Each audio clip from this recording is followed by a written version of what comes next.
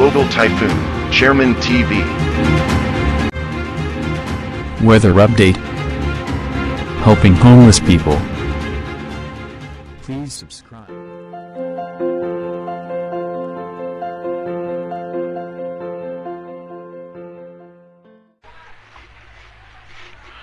Magandang gabi po, ito po ang latest update natin para nga po dito sa minomonitor natin na si Typhoon Karina.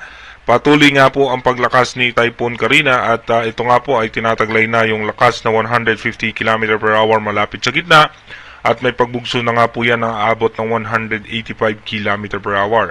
Kumikilos nga po ito pa northward sa bilis na 20 km per hour. Kaya bayang pag-iingat nga po yung mga kababayan natin na nandyan nga po sa may Batanes dahil itinaas nga rin po dyan ang storm wind signal number 2.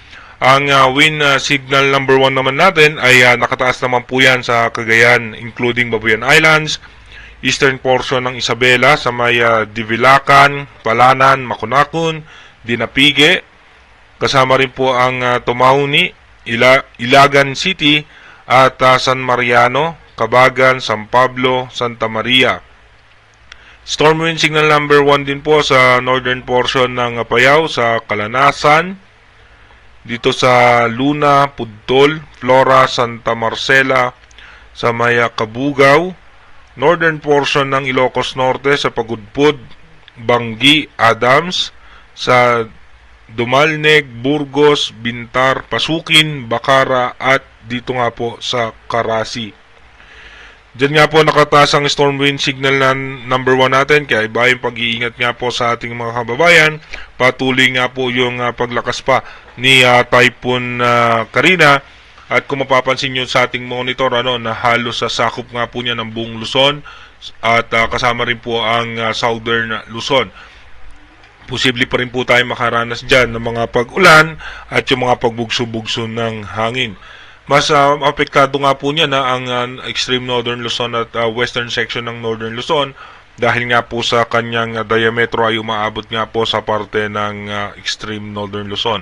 At tayo naman po sa advanced weather forecast ng European Center na posible pa rin po yan mag-landfall dito nga po sa may parte ng Taipei sa Taiwan. Kaya iba yung pag-iingat yung mga kababayan nating nasa Taiwan. At yung posibleng panibagong low pressure area nating imomonitor sa advanced weather forecast ay posible nga po by August 2 ay nasa labas pa rin po yan ng Philippine Area of Responsibility.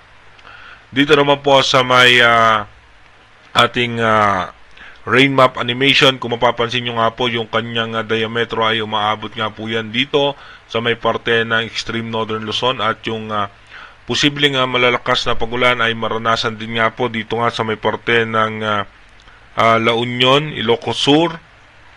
Kasama rin po dyan yung Benguet, Pangasinan, Zambales, Bataan, Cavite, Metro Manila ay makakaranas pa rin po ng mga pagulan.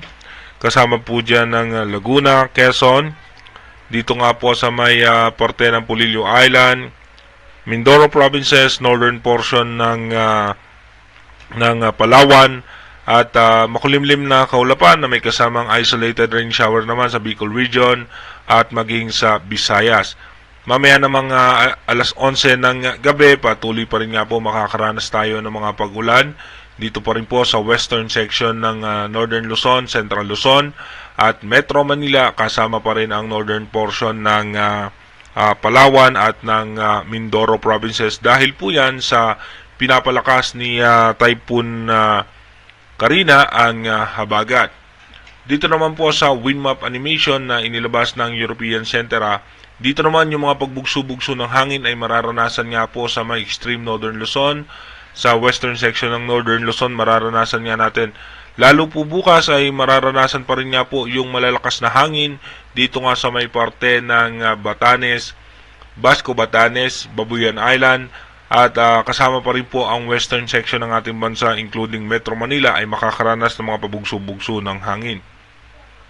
Dito naman po sa ating advanced weather forecast na nilabas ng European Center, bukas nga po by July 24 asahan natin nasa eastern section na nga po yan ng Taiwan at expected natin by evening ay posibleng maglandfall nga po yan sa may Taipei dito nga po sa Taiwan. By July 25 ng alas 8 ng umaga ay nasa coastal water na nga po yan ng western section ng Taiwan at posible nga by afternoon or evening ay maglandfall din po yan sa may China.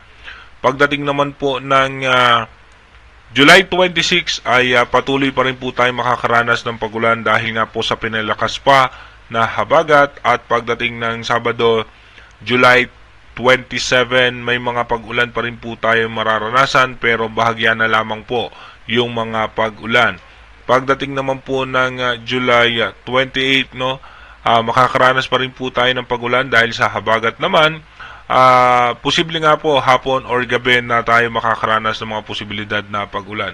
Pagdating ng July 29, mababawasan na nga po yung mga posibilidad ng pagulan, at pagpasok naman po ng July 30, mahina at katamtamang pagulan sa hapon or sa gabi. Pagdating naman po ng July 31, may tsansa ng pagulan naman sa eastern section ng Visayas at ng Mindanao.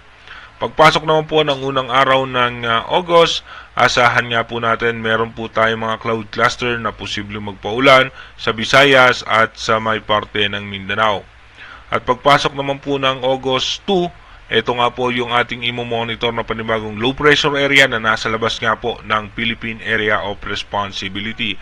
Again, inuulit nga po natin yung ating advanced weather forecast is possible scenario pa lamang po yan. Malaki pa rin nga po ang tsansa na magbago yan.